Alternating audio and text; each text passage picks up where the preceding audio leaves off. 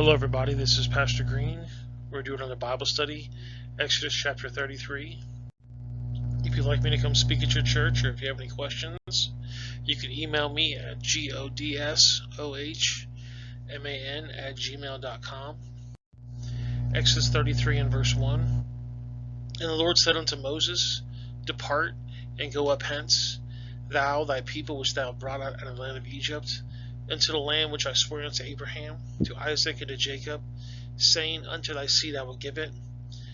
Now, if you actually go back into Genesis and look, the promise was made from the river in Egypt, which would be the Nile, to the river Euphrates.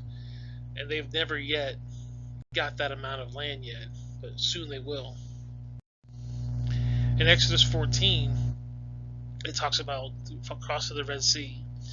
This is, and the Lord spoke unto Moses, saying, Over against Bazaphon, before ye shall encamp by the sea. But lift out thy rod, and stretch out thy hand over the sea, and divide it. And the children of Israel shall go up on dry ground to the midst of the sea.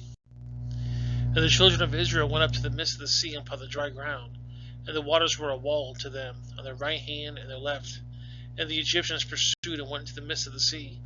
So as they're walking through the Red Sea, there's this giant wall of water on both sides of them. And it came to pass that in the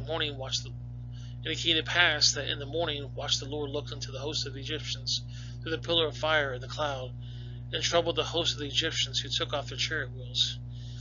You know, the Egyptians went through so much in a couple days. They lost all their food, they lost all their livestock that was outside, they lost all their jewelry and gold. You know, they pursued the they pursued the Israelites. They lost their soldiers and their chariots.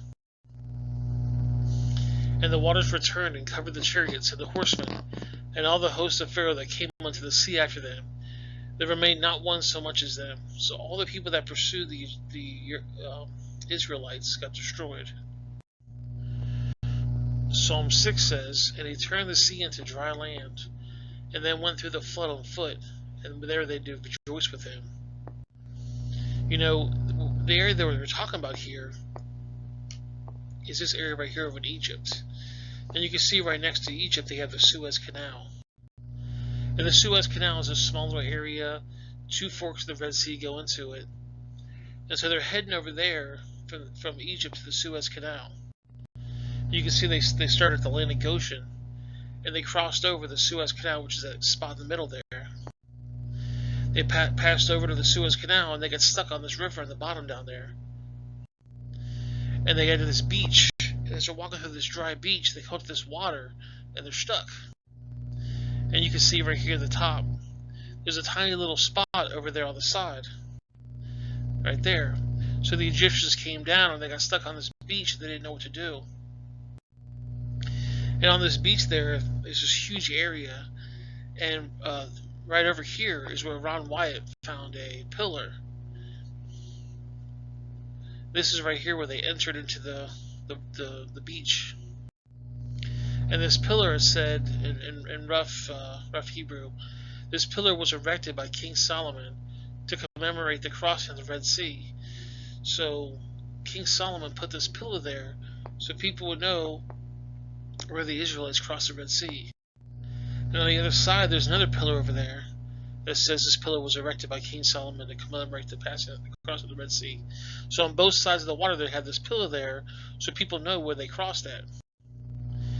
And it's interesting, if you look at this water, on both sides of this spot, it's over 5,000 feet of water. And in this one spot, it's about 900 feet. You can see this little spot right here. So the Egyptians would follow them, thinking, all this water is 5,000 feet, but God had this land bridge. Now 900 feet's a lot, so there was 900 feet of water on both sides of them as they're crossing this bridge, this piece of water. And I always thought to myself, it'd be interesting if a fish was swimming by and got to the end of that and fell out and hit the dry ground. This person here wrote, Dear friends, the underwater pathway to the Red Sea crossing site discovered by the late Ron Wyatt has received an incredible amount of criticism. We have taken 2 recent trips to the Red Sea with the latest sounding equipment to carry out depth sounding of the seabed. They basically scuba dive in there. The data has proven the presence of the underwater passage without a doubt, and the reports and pictures from the first trip can be accessed at there's a website there, and I'm pretty sure that website's still up. Our data does match the Israel bathymetric chart, for I would appreciate a public refutal by anyone who has publicly stated that it does not exist and it is not true. I believe it would be honorable to do so, so one is published a lie unknowingly when they learn the truth. And so all these Egyptians got destroyed by the water crashing down on both sides of them. And when you look at this site, you see these different things here where there's human rib cages and arms and hands. That's down there in the bottom of the water. You can also see chariot wheels. And somebody took the chariot, all these pictures, to a historian, and they said, "Oh yeah, that was around the time where Pharaoh was trying to, go after the Egyptians. They used 4-spoke, 6-spoke, and 8-spoke wheels, and that only happened during the 18th dynasty." And then they crossed over this little Red Sea here, and they found this place right here called basically Mount Sinai. It's actually called Jebel al-Laws, which is the Mountain of Laws. And you can see this little red area right here. That's actually where Mount Sinai is. In Galatians 4, it says, "Which things are an allegory to those that are in two covenants, and one for the Mount Sinai, which gendereth bondage, which is Agar. For this Agar is, and Mount Sinai is in Arabia." So Mount Sinai is actually in Arabia. It's not over there in Egypt. And you can see the picture of Mount Sinai here. It's still dark on top from when fire came down on it. It's still got the burn marks on it. And you can see on the bottom of Mount Sinai, there's these barriers where people were stuck there. They weren't able to go up because God told Moses that if the people come up here, they're going to die. There's even a little spot where there's a carved calf on the wall. And you can actually see here, so I'm assuming this is the spot where they actually made the carved image of the golden calf. Exodus 17:6 says, "Behold, I will stand before thee there upon the rock in Horeb, and thou shalt smite the rock, and there shall come out water out of it, that the people may drink." I remember there was about 2 million people here, including livestock. And some of the pictures you're going to see are going to show this little small trickle of water, this little garden hose of water coming out. Or maybe some might show, maybe there was a little bit more water. But neither one of those two things is going to feed 2 million people. It's going to have to be a lot bigger than that. Well, this right here is the rock that Moses split. This is taken from about a half-mile away, and the rock is the size of a 5-story building. You can see the slit going down this rock right here. It's this ginormous rock.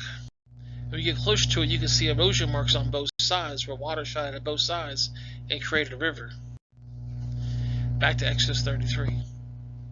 "And I will send an angel before thee, and I will drive out the Canaanite, the Amorite, the Hittite, the Pezerite, the Hivite, and the Jebusite, and unto a land flowing with milk and honey, for I will not go up to the midst of thee, for thou art a stiff-necked people, lest I consume thee in the way." So God's saying, I'm going to send an angel to go before you to get rid of these people. But I'm not coming with you because you guys are stiff-necked. Have you ever been around somebody that just drives you nuts and makes you angry? He says, you guys are stiff-necked, and if I come with you, I might destroy you. And when the people heard these evil tidings, they mourned, and no man put on his ornaments. For the Lord hath said unto Moses, saying to the children of Israel, Ye are a stiff-necked people. I will come up into the midst of thee in a moment, and consume thee. Therefore, now put off thy ornaments from thee, that I may know to do unto thee. So he's telling these people, you guys are making me angry, and I don't want to be angry, so I'm not going to come down there.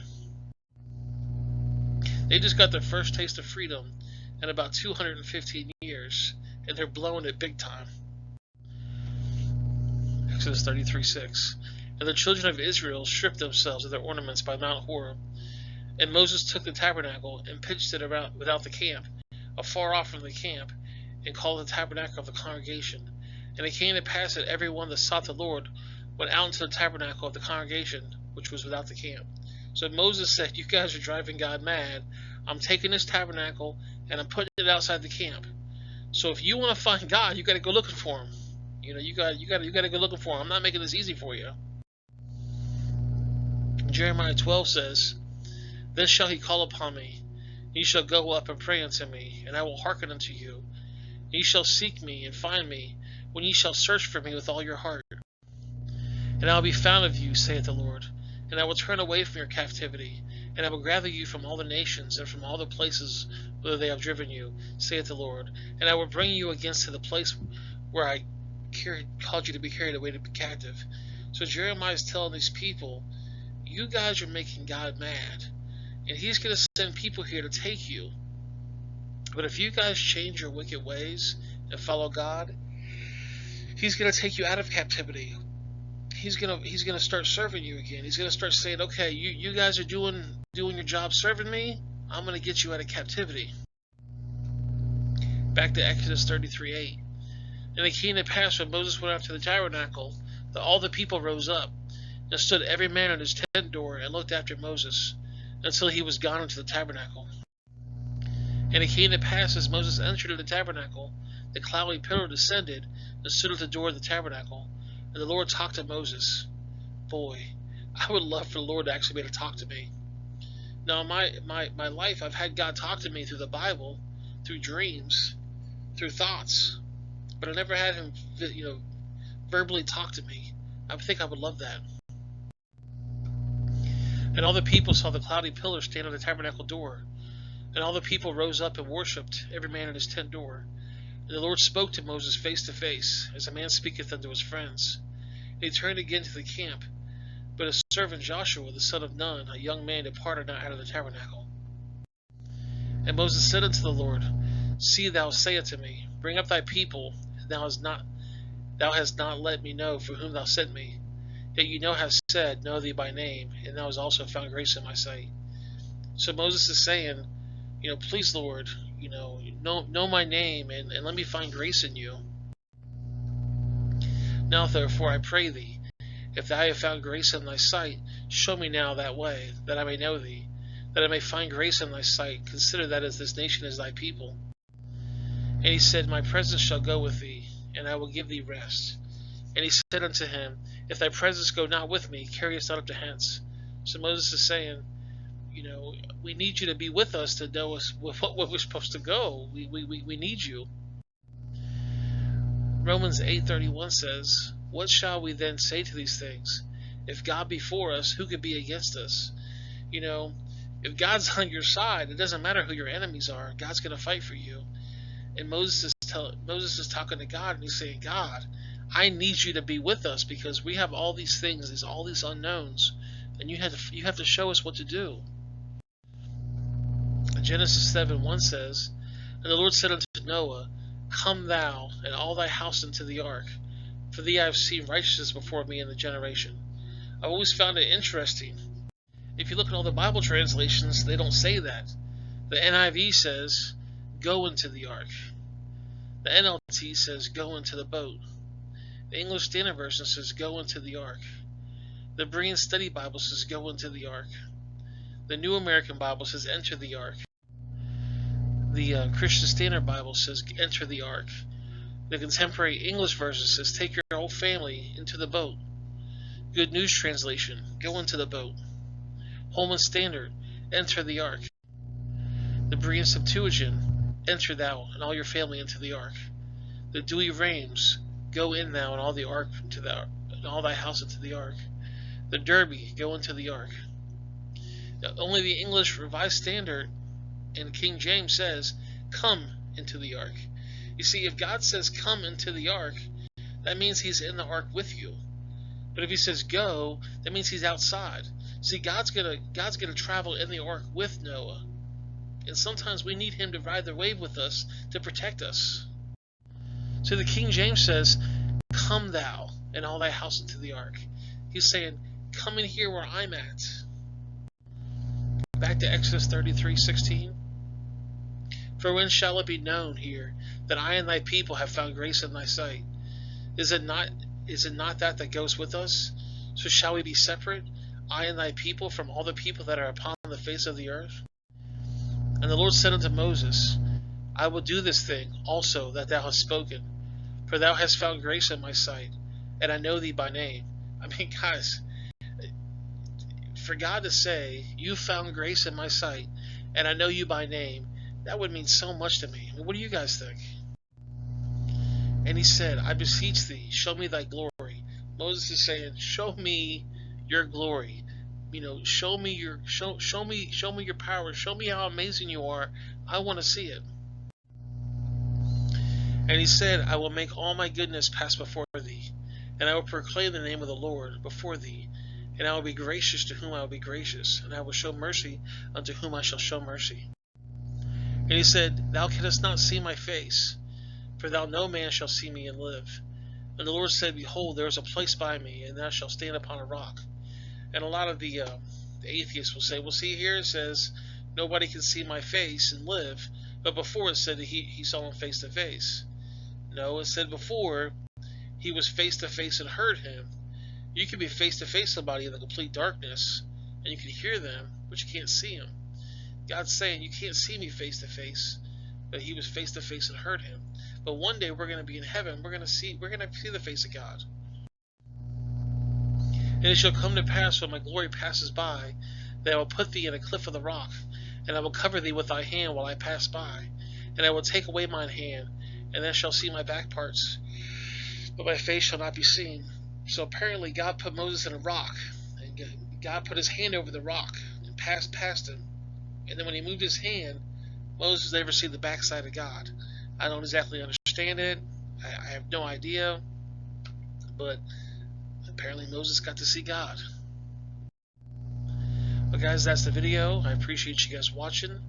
If you have any questions, you can email me or comment below. Make sure you like, share, subscribe, tell your friends about me. On the bottom right of the screen, I'm going to put the Exodus Bible study if you want to continue watching the rest of the series. Top left is going to be the Genesis Bible study, and the bottom left is going to be a random video YouTube things you might like. I appreciate you guys watching. Let me know what you guys think and comment below. Have yourself a great day.